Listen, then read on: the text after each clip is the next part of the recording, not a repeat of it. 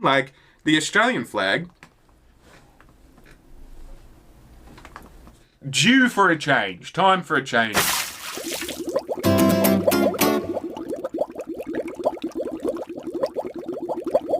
What's up, Squad? It's your Squid. I'm on a bit of an F1 kick at the minute. I've been really enjoying reacting to the videos I've been enjoying reacting to the videos I've been reacting to, you know what I'm saying. And it's been getting me a bunch of views, so, you know, win-win and whatnot. If you're a fan of the other stuff on the channel, don't stress, I will fall back into a regular sort of, you know, this, then this, then this of the playlists and stuff. But yeah, I figured, you know, why not make hay while the sun's shining and all that sort of jazz? Let's watch another F1 video. Daniel Riccardo's an Aussie like myself. Although these days I sort of consider myself an Aussie-American, not just an Aussie, if that makes sense. But that's a whole different content, whole different video, you know. That's a different thing altogether. But I'll stop blabbing. We'll get into the Daniel Riccardo video. His entertaining post-race interviews and jocular. Remember, my old man despised Mark Webber. He thought Mark Webber was a fucking flea, right? Like, and not necessarily because of who he raced for or anything like that. Like, he was just a bit of a shit bloke, apparently. Like, thought he was full of himself and all that sort of stuff. But, you know, like, I don't know anything about Riccardo. I don't think my old man and I have had a conversation about Riccardo. So, you know, given the conversations my old man and I have about drivers and motorsport, and obviously, like, I'd probably know if this guy was a dickhead. You know what I mean? So I assume he's not. I'm tripping major nutsack right now. But behind the smile, there is a Wait, is this the guy that did a shoey? Is this the guy that did a shoey when he got on the podium? And jocular paddock antics. If so, he's a fucking legend. Right now. But behind the smile, there is a steely determination. He's a savvy proponent of the art of driving, with all the skill, passion and commitment needed to make himself a major force in Formula One. Rise of the rookie. I like it. Before we get into it right now, let me know who you think is a better driver, like, because you're in the know and I'm not, right? So, of these top 3 Australian drivers, excuse me, lots of Red Bull, who do you think is the best driver? Mark Webber, Daniel Riccardo, or Marcus Ambrose? Let me know in the comments section below. I know Ambrose obviously didn't drive F1, so that might blow him out of the water with the other two, but he did drive NASCAR, right? So, yeah, let me know what you think in the comments section below. Tippity-tap type it. Grew from an early age, while watching his father drive cars at Wanneroo Raceway, a track where the young Daniel oh, look at his helmet, that's cool. I crashed less now, I crashed more when Dad paid for it. Team in 2008. Formula Renault 2.0 and British Formula 3 titles soon followed. In December 2009, he got his first taste of an F1 car at the Young Drivers Test in Jerez, setting the fastest time of all on the final day. He was signed as a test driver for Red Bull's sister team, Toro Rosso, for the 2011 season. But his competitive race debut came sooner than expected. After a disappointing start to their season, the struggling HRT team decided to replace Narain Karthikeyan, and Red Bull saw it as an opportunity to give Riccardo his big break at the 2011 British Grand Prix. But it was a rude awakening. Tail enders in every practice session. HRT qualified 23rd and 24th, with the rookie Australian starting right at the back. At a rain-soaked Silverstone, can only go up from there. The time Riccardo had another car beside him was when he was being lapped, and the remainder of his debut season wasn't much better. Along with Lotus and Virgin, HRT failed to score a single point. That's because they're one of the shit teams though, right? Result 18th in India. But in uncompetitive machinery, Riccardo had done enough to prove he had the skills to step up. And he was confirmed as a Toro Rosso driver for 2012. Nice. I wonder how the smaller teams feel about like, because obviously they know they're not a Mercedes, they're not a Red Bull, like, you know, like there's like, I imagine the Formula 1.5 teams, like the midway teams are like, yeah, we could do it, we might be able to do it. But those shittier teams, like, do you reckon they're a bit miffed about the fact that, oh yeah, we got this fucking ace driver, he managed to finish 18th instead of 24th, like, oh, never mind, he's gone off up to the better teams, you know? Like, I imagine there's there's a feeling of discontent there from the lesser teams, but they obviously like understand it as well. Because Riccardo's not going to finish 18th for his entire career. P9 in his first race for the team at his home Grand Prix in Melbourne, with 5 further points finishes to come and only 1 DNF the whole season. Riccardo was Melbourne. First race for the team at his home Grand Prix Listen in to Melbourne, any person in Australia say it. Anyone. And only 1 DNF the whole season. Riccardo was reborn.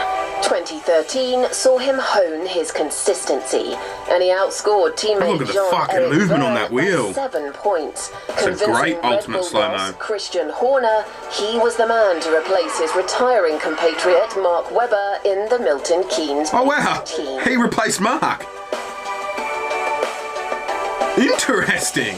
Wonder if they did that like, oh yeah, we'll replace him with the. They obviously didn't, but you know what I mean. In the big league, partnering 4-time and reigning world champion Sebastian Vettel at the dawn of the turbo hybrid era. Nice. In the 2014 Australian Grand Prix, he scored a dream podium on debut for Red Bull. It's all a bit of a blur right now. That's really cool. I think that's wicked. Smile from here. Only to be disqualified after the race for a fuel flow irregularity. Oh shit, that He sucks. denied his champagne moment, scoring back-to-back podiums in Spain and Monaco as his momentum grew. Yeah. It seemed only a Showing matter of himself. time before he would stand on the top step. And he When it didn't happened. have to wait long. I know he did just the other week, but it had been a while. Moves up into second place.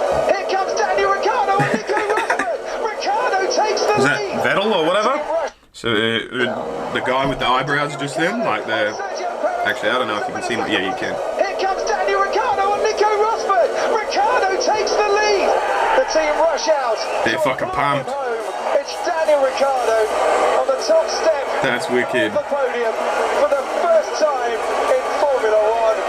I got a flight out tonight, but I don't know. I was very tempted to cancel that one. That's full on. He was victorious again after some serious moves at the Hungaro ring. Ricciardo's got the inside line, and down the inside goes. Oh, he got him there, didn't he? He had some confidence on How's the movement there? Yeah, confidence indeed.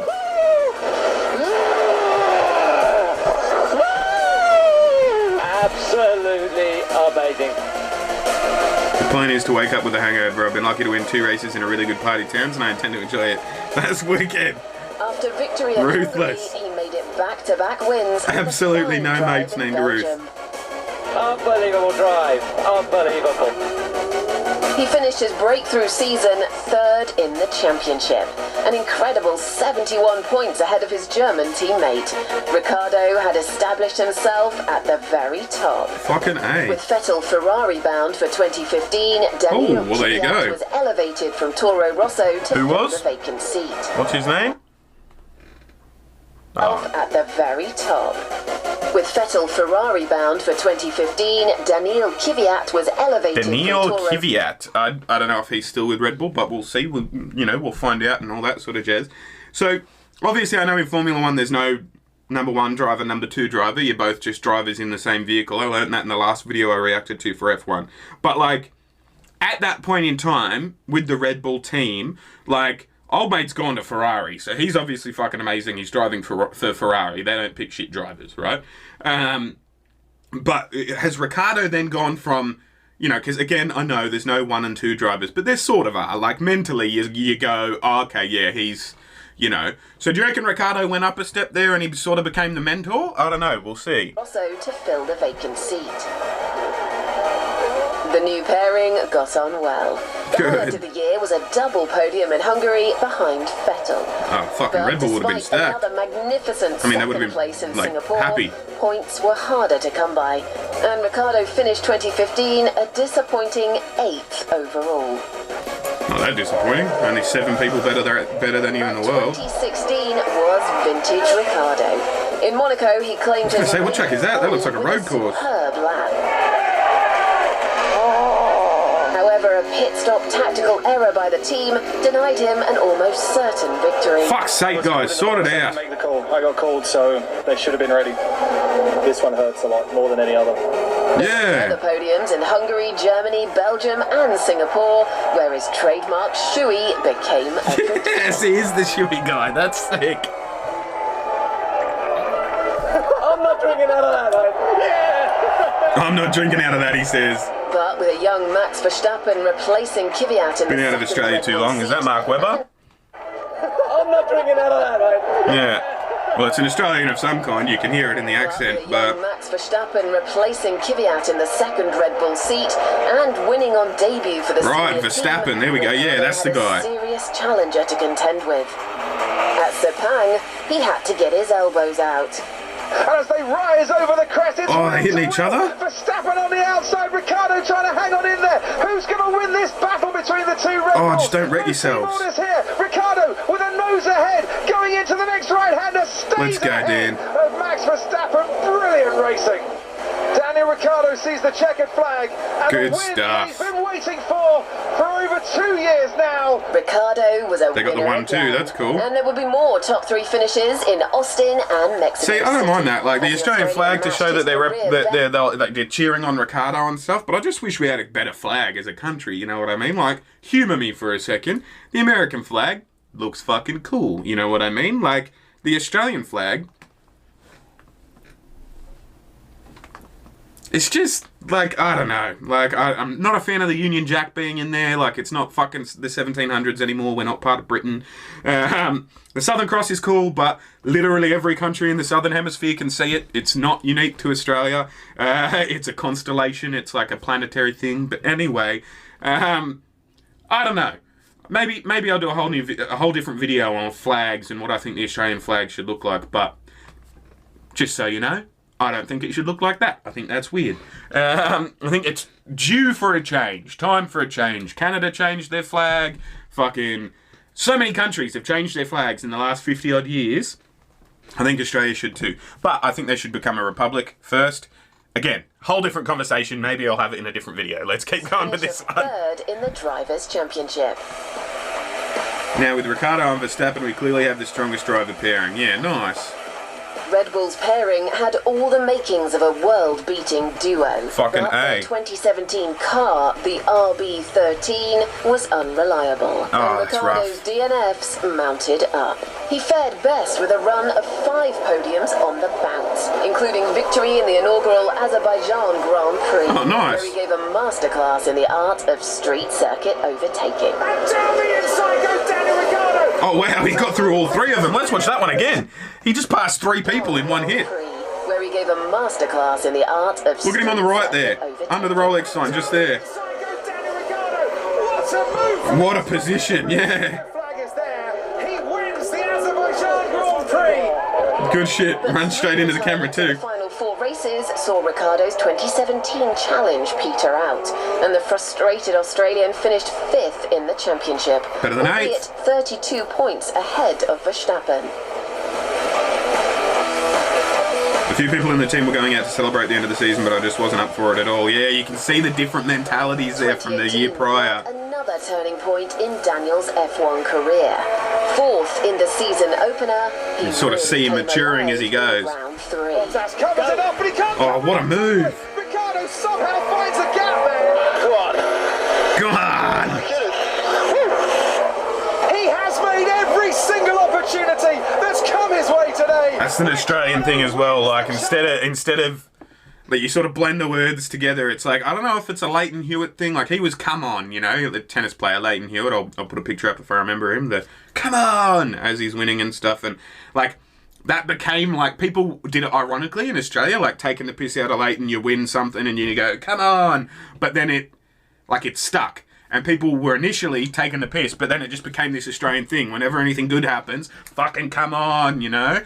And that sort of evolved into go on instead of come on. And then from go on, it went to this like weird, not actually a word, but like longer than the 2 words of go on. It's like Goan, you know? Goahn or something. Goan. He's Grand Prix. That's it. Amazing job, mate. That's it. Absolutely clinical moves. Sometimes you just got to lick the stamp and send it. So there we go. That's it. Yes, lick the stamp and Monaco send gets it. redemption for his 2016 disappointment. Quickest in every session, he led the race from pole. I fucking love this guy, that's mad. UK problem that saw him unable to find 7th and 8th gears for more than half the race. Oh shit. Yeah, I got no power though. Will it get better? Negative, Daniel. Negative. His eventual victory in Monte Carlo would be his greatest performance to date. Nice. It's redemption day for Daniel Riccardo. He wins the Monaco Grand Prix. Good stuff, mate. I don't know how you did that, Daniel. Incredible. There was a few doubts that came in mid-race, but yeah, just we won Monaco. I mean, Germany's changed their flag, what, fucking 4 times in the last 100 years? Feels good. But Monaco would Obviously a also bit politically prove to be on the his nose last for why win they as a have, Red but you Bull know what I mean. driver. With Riccardo surprising the paddock by announcing a move to Renault for 2019. Renault, Parting not Red ways Bull. with the company All right. that backed him for so long. Yeah, that's rough.